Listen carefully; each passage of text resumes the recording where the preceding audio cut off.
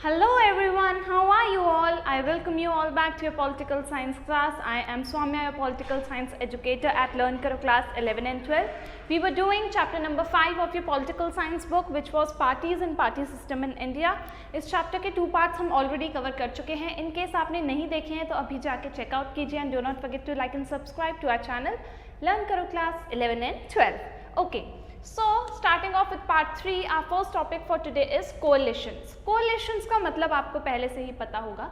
Coalitions कब form होते हैं? जब किसी एक सिंगल पार्टी को मेजॉरिटी वोट्स नहीं मिलते तो वो दूसरे पार्टी के साथ अलायंस या फिर कोalition फॉर्म करती हैं और कोalition गवर्नमेंट बनाते हैं. यानी कि दो पार्टीज एक साथ आके क्या करती हैं? गवर्नमेंट को बनाती हैं. तो अब स्टार्ट हुआ कोalitions का ट्रेंड. वो कैसे स्टार्ट हुआ वो अब हम देखेंगे. द इलेक्शंस ऑफ 1967 में जो इलेक्शंस हुए थे उससे कोalition का ये जो फिनोमिनन था ये एमर्ज हुआ. यानी कि कोalitions का ये फिनोमिनन स्टार्ट हुआ 1967 के इलेक्शन से. Since no single party had got majority. क्यों हुआ था ये स्टार्ट? क्योंकि जैसे मैंने आपको बताया कि जब मेजॉरिटी नहीं मिलती किसी एक सिंगल पार्टी को तो कोalition फॉर्म होता है. तब भी ऐसा ही हुआ था कि किसी भी एक सिंगल पार्टी को क्या नहीं मिले थे? मेजॉरिटी वोट्स नहीं मिले थे. Various non Congress parties came together to form legislative parties. तो ऐसे में कांग्रेस को एक स्टिफ कंपटीशन देने के लिए जितनी भी नॉन कांग्रेस पार्टीज थी वो साथ में आई और मिलके उन्होंने कोalition गवर्नमेंट फॉर्म करने का सोचा. In most of these cases कोalition पार्टनर्स वर आइडियोलॉजिकली इनकॉन्ग्रुएंट. अब ऐसे में क्या होता था कि ज़्यादातर टाइम क्या होता था कि जो पॉलिटिकल पार्टीज थी उनकी आइडियोलॉजी डिफर करती थी, लेकिन तब भी वो लोग सिर्फ और सिर्फ गवर्नमेंट में आने के लिए या फिर अपना रूल एस्टैब्लिश करने के लिए कोalitions बना लेती थी ऐसी पार्टी के साथ जिनके साथ उनकी आइडियोलॉजीज भी मैच नहीं करती होती थी. यानी कि तब से ये ट्रेंड स्टार्ट हो गया था. किसका ट्रेंड स्टार्ट हो गया था? कोalitions बनाने का. यानी कि दो पार्टीज मिलके क्या करती थी?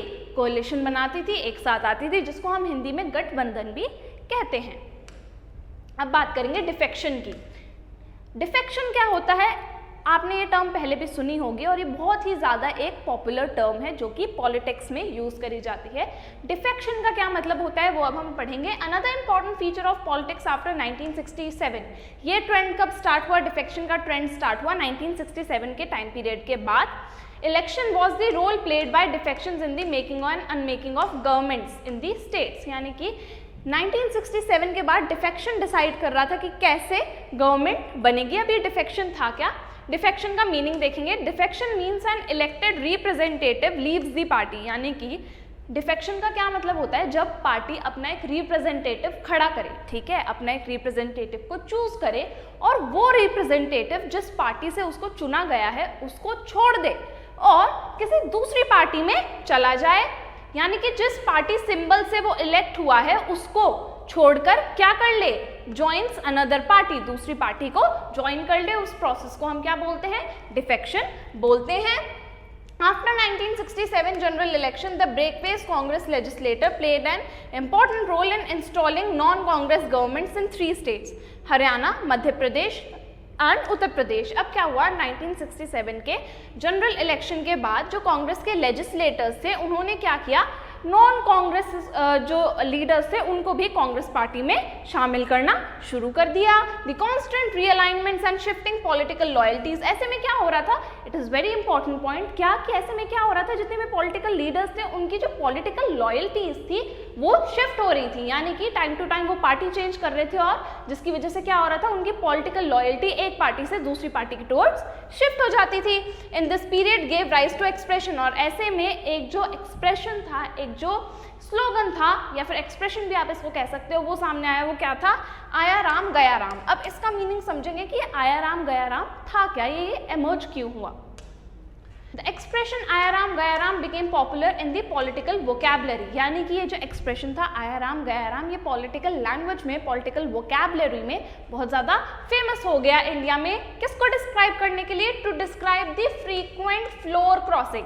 यानी कि जब एक पर्सन पार्टी अपनी चेंज करता है उसी के साथ साथ अपनी जो आइडियोलॉजी है वो भी बदल लेता है और अपनी जो एक तरीके से लॉयल्टी है, पार्टी लॉयल्टी है, उसको भी चेंज करता है. तो उसको हम क्या कहते हैं? फ्रीक्वेंट फ्लोर क्रॉसिंग, यानी कि फ्लोर क्रॉसिंग जब वो करता है उसको डिफाइन करने के लिए ये एक्सप्रेशन यूज होना स्टार्ट हो गया था। The expression originated in an amazing feet of floor crossing achieved by Gayalal and MLA.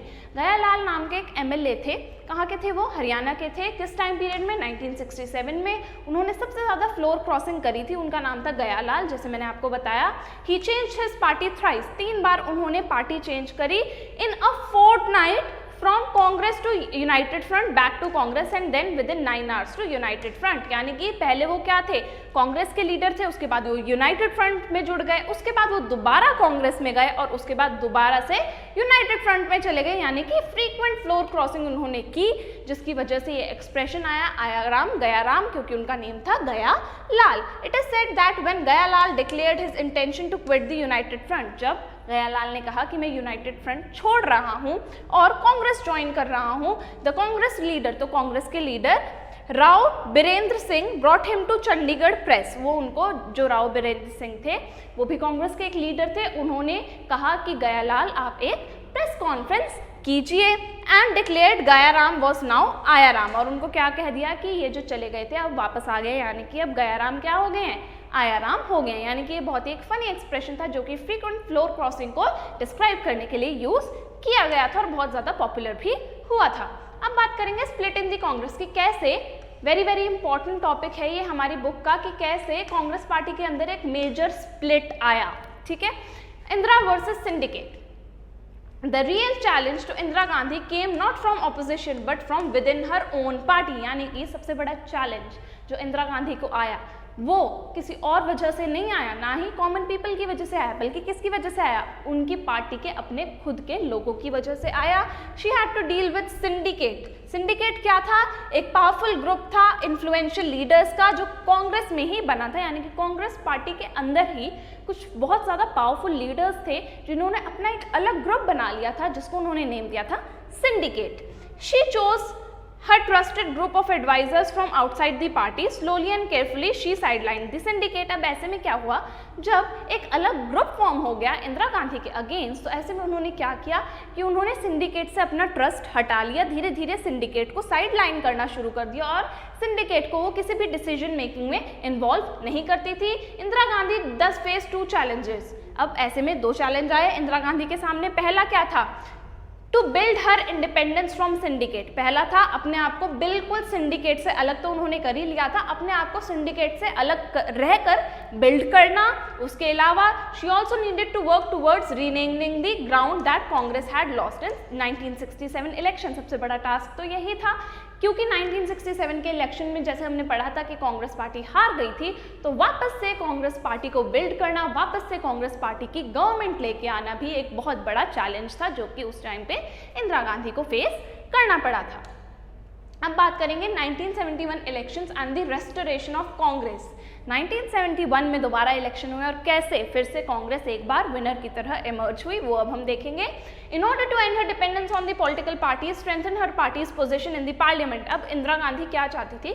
सबसे पहला उनका जो चैलेंज था वो क्या चाहती थी कि वो अपने आप को इंडिपेंडेंट बनाए। ठीक है, पॉलिटिकल पार्टीज पे वो जो इतना ज़्यादा डिपेंडेंट हो गई थी, वो ऐसा नहीं चाहती थी। अपनी जो पार्टी है उसको, पार्टी में जो उनकी पोजीशन थी, अपनी पोजीशन को वो स्ट्रॉन्ग करना चाहती थी।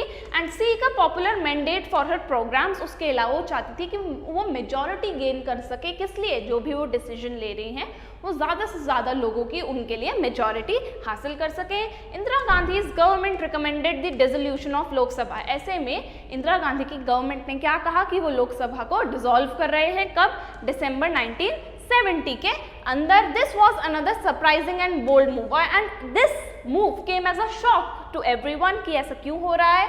The 5th general election to Lok Sabha were held in February 1971। फिर से एक बार February 1971 में इलेक्शंस हुए। अब बात करेंगे द कंटेक्स्ट।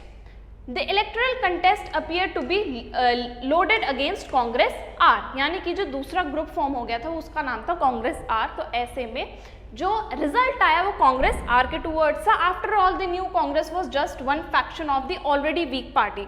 अब ये तो बात हम जानते हैं कि जो कांग्रेस से दूसरा पार्ट निकला था वो उस टाइम पे कांग्रेस ऑलरेडी वीक थी, तो एक वीक पार्टी में से एक और वीकर निकला हुआ पार्ट उसको माना जा रहा था। Everyone believe that the real organisational strength of the Congress party was under the command of Congress O, यानी कि सब मानते थे कि जो ओरिजिनल पार्टी है वो कौन सी है, कांग्रेस ओ है, और कांग्रेस आर क्या है, उसी से निकला हुआ उसका एक पार्ट, यानी कि एक वीक पार्टी से निकला हुआ एक और ज्यादा वीकर पार्ट लोग उसको मान रहे थे। And with this we come to an end of a today's session. I hope आपने हमारा आज का ये सेशन एंजॉय किया होगा। लर्न करो के प्रीमियम सब्सक्रिप्शन में आपको मिलती है live classes from any time anywhere, आप कहीं से भी हमारे लाइव क्लासेस एंजॉय कर सकते हैं। उसी के साथ साथ आपको सारा स्टडी मटेरियल पीडीएफ के फॉर्मेट में अवेलेबल करवा दिया जाता है, तो आपको नोट्स की टेंशन लेने की बिल्कुल भी जरूरत नहीं है। उसके साथ साथ अगर आपको अकेले पढ़ने में बोरिंग या मोनोटोनस फील होता है, then don't you worry, because हमारे यहाँ हम आपको एक पीयर ग्रुप में एनरोल कर देंगे जहाँ पर आप अपने दोस्तों के साथ बैठकर आराम से पढ़ाई कर सकते हैं। हमारा जो ऑफिशियल ऐप है लर्न करो द लाइव लर्निंग ऐप, उसको डाउनलोड कीजिए, हमें टेलीग्राम पर भी ज्वाइन कीजिए, दोनों के लिंक डिस्क्रिप्शन बॉक्स में गिवन है। इसी के साथ हमारा ये chapter parties and party system in India यहीं पे एंड होता है। अब मैं आपसे मिलूंगी नेक्स्ट क्लास में एक न्यू चैप्टर के साथ। Till then take care, bye bye.